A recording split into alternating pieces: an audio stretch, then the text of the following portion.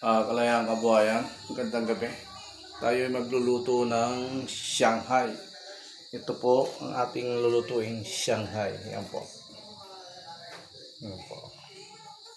Yan. Ilang piraso lang po ito. Sa dalawa, tatlo, apat, lima, anim, pito. Dahil tatlo lang naman kami, ito po yung ulam namin ngayong gabi. Ayan po, mantika. Nag-iinit na po, may apoy na po yan. Ayan, may apoy yan. Ito po ang ulam namin ngayong gabi. Shanghai. Lumpiang Shanghai na baboy. Iniantay ko pong maging mainit po yung kawali at bago natin ilagay itong Shanghai dahil galing sa frigidaire pa naman. Kaya inaantay ko pero may inalang yung apoy.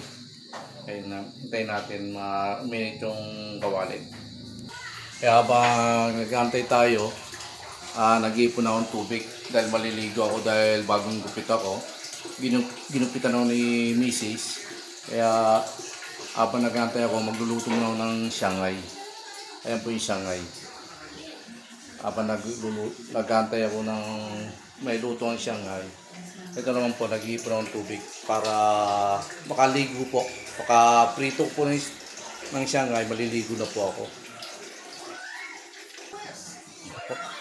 Labas muna tayo ng bahay. At gabi na po, ayun na. Ayun na po. Gabi na po rito sa amin. Ayan po yung araw, paggabi na.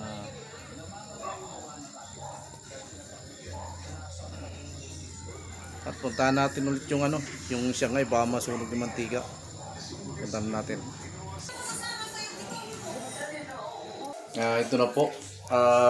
Mainit na po yung kawali. Ilalagay na po natin yung Shanghai. Ito po ang ulam namin.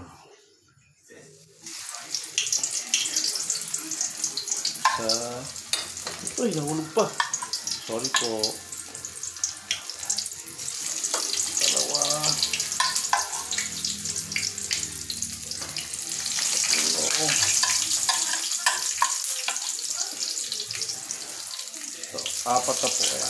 Mamaya na po yung tatlo.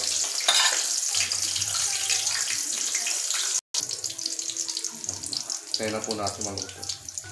Yan na po ang ating nilutong Shanghai. Malapit na po maluto. Maya maya kakain na po kami. Ito yung panibago. Pangalawa. Hinati-hati ko na po. Ayan, hinati-hati ko na po. Ayan. Pero yung una, luto na po yung una. Meron po yung luto na yung una. Yan na po. Kaya kakain kami maya-maya na lang. Maya-maya kakain na kami. Alam, layang kabuhayan, gabi na po. Ano po, alam.